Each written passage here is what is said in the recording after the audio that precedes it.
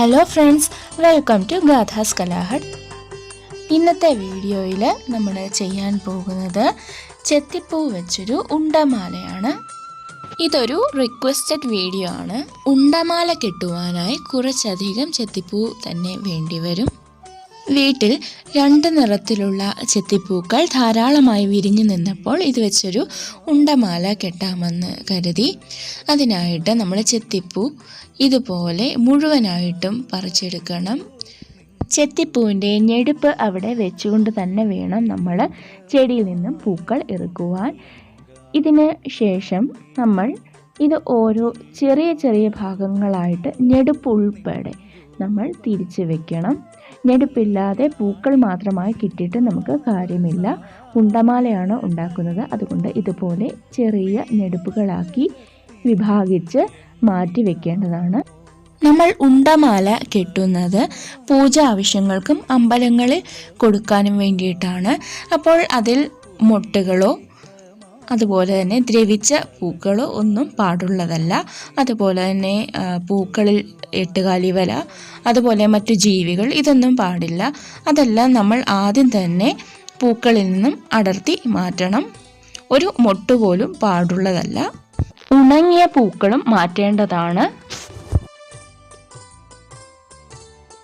ചെത്തിപ്പൂ ഇതുപോലെ ഞെടുപ്പുൾപ്പെടെ നിലനിർത്തിക്കൊണ്ട് ചെറിയ ഭാഗങ്ങളാക്കി നമ്മൾ തിരിച്ചതിന് ശേഷമാണ് പൂമാല കെട്ടാനായി തുടങ്ങുന്നത്.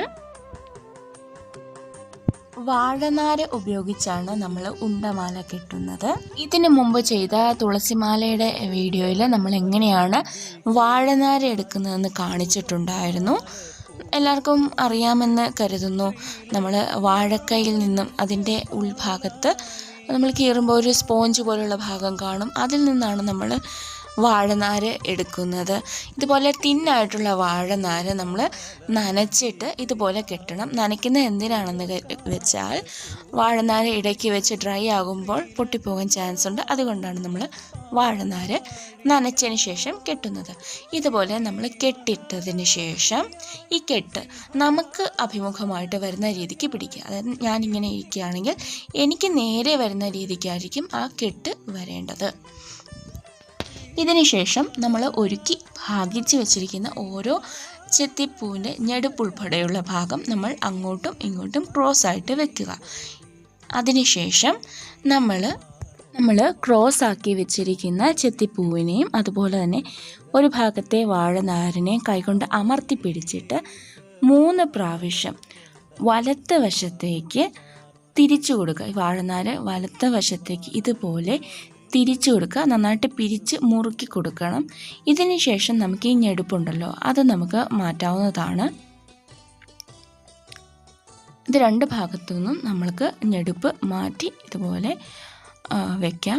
ഇനി നമ്മൾ വീണ്ടും ടൈറ്റായിട്ട് ആ വാഴനാര് പിടിക്കുക.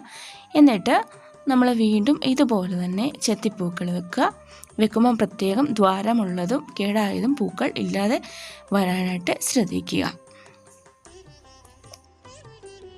മാല കെട്ടി വരുമ്പോഴത്തേക്കും മാല അഴിഞ്ഞു പോകാനുള്ള ചാൻസ് ഉണ്ട്. അതുകൊണ്ട് എപ്പോഴും മാല നമ്മൾ ആ പൂക്കൾ ടൈറ്റായിട്ട് തന്നെ പിടിച്ചിരിക്കണം. ഇനി നമ്മൾ ഈ വാഴനാര് വീണ്ടും ഇതുപോലെ തന്നെ ഒരു കൈകൊണ്ട് പ്രസ് ചെയ്ത് പിടിച്ചിട്ട് മറ്റേ കൈകൊണ്ട് വലത്ത് വശത്തേക്ക് 3 പ്രാവശ്യം ഇതുപോലെ പിരിച്ചെടുക്കണം. ഒരു വാഴനാര് അവിടെ തന്നെ നിൽക്കട്ടെ.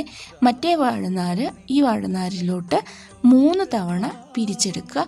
വീണ്ടും ഇതുപോലെ നിൽക്കുക. വീണ്ടും നമ്മൾ ഞെട്ടൊക്കെ കളഞ്ഞിട്ട് അടുത്ത സെറ്റ് പൂക്കൾ അങ്ങോട്ടും ഇങ്ങോട്ടും ആയിട്ട് വെക്കുക.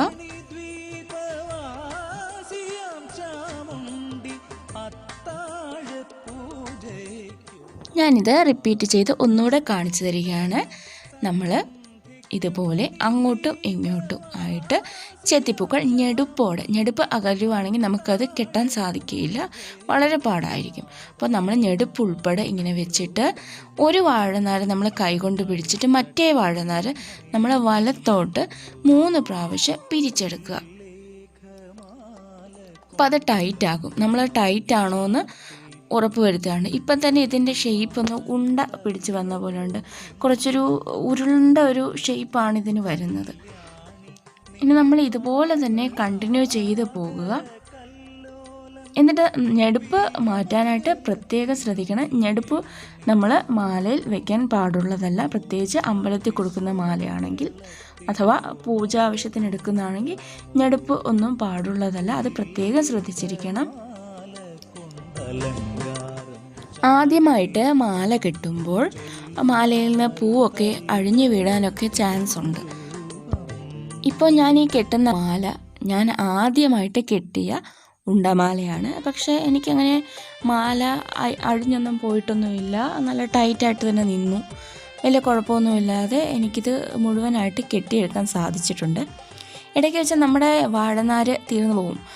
നമ്മൾ വലിയ മാലയാണ് കെട്ടാൻ ഉദ്ദേശിക്കുന്നത്, വാഴനാര് തീർന്നു പോകും.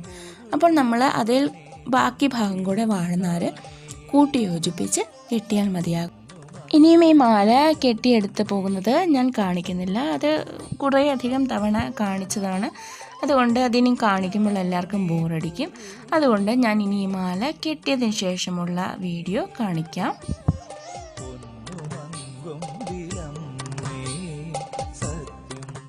ഈ ഉണ്ടമാല ഞാൻ കെട്ടുന്നത് ഞങ്ങളുടെ ദേശദേവതയായ കുട്ടനാട്ടിലെ മങ്കൊമ്പിലെ ഞങ്ങളുടെ ദേശദേവതയായ moncompilammaയ്ക്ക് സമർപ്പിക്കുവാനാണ്.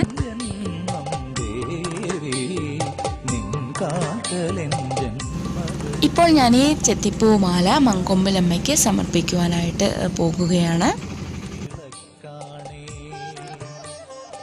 ഞങ്ങൾ മങ്കൊമ്പ് തെക്കേക്കരയിലാണ് താമസം. അതിനാൽ തന്നെ 6 കടന്ന് വേണം അക്കരെ മങ്കൊമ്പിൽ എത്തുവാനായിട്ട്. ഇതാണ് മങ്കൊമ്പ് സിവിൽ സ്റ്റേഷൻ പാലം. കഴിഞ്ഞ വർഷം, അതായത് 2020 ഉദ്ഘാടനം കഴിഞ്ഞ പാലമാണിത്. ഈ പാലം ഉള്ളത് കൊണ്ടാണ് ഇപ്പം ഞങ്ങൾക്ക് അക്കരെ സുഖമായിട്ട് പോകാനായിട്ട് സാധിക്കുന്നത്. അല്ലെങ്കിൽ ഞങ്ങൾക്ക് വള്ളം കയറി വേണം അക്കരയ്ക്കെത്താൻ. ഇപ്പോൾ ഇവിടെ വെള്ളപ്പൊക്കത്തിൻ്റെ സമയമാണ്. ഞങ്ങൾക്ക് തെക്കേക്കരയിൽ കൃഷിയുള്ളതുകൊണ്ട് അങ്ങോട്ട് വെള്ളപ്പൊക്കം അധികം ഇല്ല. വള്ളം കടന്ന് നമുക്ക് അക്കരയ്ക്ക് എത്താമെങ്കിൽ പോലും അങ്ങോട്ടേക്കുള്ള വഴി വളരെ ദുർഘടമായതുകൊണ്ട് തന്നെ അമ്പലത്തിലേക്ക് പോകുന്ന കാര്യം ചിന്തിക്കാൻ കഴിയില്ലായിരുന്നു. മാല കെട്ടി കഴിഞ്ഞതിന് ശേഷമാണ് അക്കരയിൽ ഇത്രയും വെള്ളമാണെന്ന് അറിഞ്ഞത്. എന്നാലും മാല കെട്ടിയതിൽ അതുകൊണ്ട് പോകാൻ തന്നെ തീരുമാനിച്ചിറങ്ങിയതാണ്. ഏതായാലും ഒരു വണ്ടി കിട്ടി.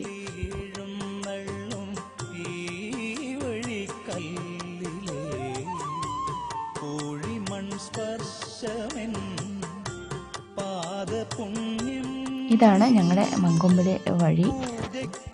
ഇവിടെയൊക്കെ വീടുകളുടെ ഭാഗത്തൊക്കെ വെള്ളമൊക്കെ കയറി കിടക്കുകയാണ്. ഇങ്ങനെയൊന്നും അല്ല ഇവിടുത്തെ ശരിക്കുള്ള വെള്ളപ്പൊക്കം. നമ്മൾ അമ്പലത്തിലേക്ക് അടുത്തുകൊണ്ടിരിക്കുകയാണ്. ആലപ്പുഴ ജില്ലയിലെ കുട്ടനാട് താലൂക്കിൽ മങ്കൊമ്പിൽ സ്ഥിതി ചെയ്യുന്ന പുരാതനമായ ദേവീക്ഷേത്രമാണ് മങ്കൊമ്പ് ശ്രീ ഭഗവതി ക്ഷേത്രം. ആലപ്പുഴ ചങ്ങനാശ്ശേരി റോഡിൽ AC റോഡ് മങ്കൊമ്പ് ജംഗ്ഷനിൽ നിന്ന് ഏകദേശം 2 കിലോമീറ്റർ വടക്കുമാറി ദേവീക്ഷേത്രം സ്ഥിതി ചെയ്യുന്നു.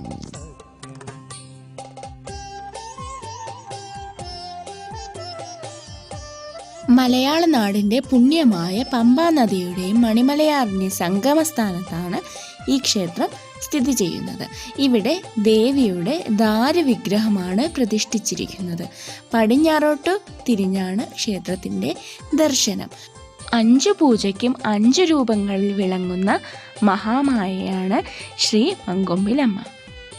തിരുവിതാംകൂർ മഹാരാജാവിൻ്റെ സ്ഥാനിയായിരുന്ന പൗവത്തിൽ കൈമൾ വീട് പണിയുന്നതിന് പാലായ്ക്കടുത്തുള്ള മങ്കൊമ്പ് മലയിൽ നിന്ന് തടി വെട്ടി ചങ്ങാടമാക്കി പമ്പാ നദി വഴി ആലപ്പുഴയിലേക്ക് കടത്തിക്കൊണ്ടു പോകെ കൊമ്പ് കരയിലുടക്കിയെന്നും അത് പിന്നീട് ഇളക്കാനായില്ലെന്നും ആ തടിയിൽ ഭഗവതി കുടിയിരിക്കുന്നുണ്ടെന്നറിഞ്ഞ് ദേവിക്ക് വേണ്ടി ആ സ്ഥലത്ത് ഒരു അമ്പലം പണിതു എന്നതുമാണ് ഐതിഹ്യം. moncompilammയുടെ കൂടെ വന്ന ദേവിമാർക്കായി അടുത്ത മറ്റ് 2 ഇടങ്ങളിലായി കൈമളും നാട്ടുകാരും ക്ഷേത്രം നിർമ്മിച്ചു. വടയാറ്റു ക്ഷേത്രം, കോയിക്കൽ ക്ഷേത്രം എന്നിവയാണവ. മങ്കൊമ്പ് എന്ന സ്ഥലപ്പേർ ഉത്ഭവിച്ചത് മങ്കൊമ്പിൽ നിന്ന് ദേവിയെ കുടിയിരുത്തിയതിനാലാണെന്നും കരയിൽ മാങ്കൊമ്പ് ഉടക്കിയതിനാലാണെന്നും ഒക്കെ പല പക്ഷമുണ്ട്. കോട്ടഭാഗം എന്നാണ് ഈ സ്ഥലത്തിൻ്റെ മറ്റൊരു പേർ. ഈ വീഡിയോ എല്ലാവർക്കും ഇഷ്ടമായെന്ന് പ്രതീക്ഷിക്കുന്നു. ഇഷ്ടമായെങ്കിൽ വീഡിയോ ഒന്ന് ലൈക്ക് ചെയ്യുക, ചാനലൊന്ന് സബ്സ്ക്രൈബ് ചെയ്യുക. എല്ലാവർക്കും നന്ദി.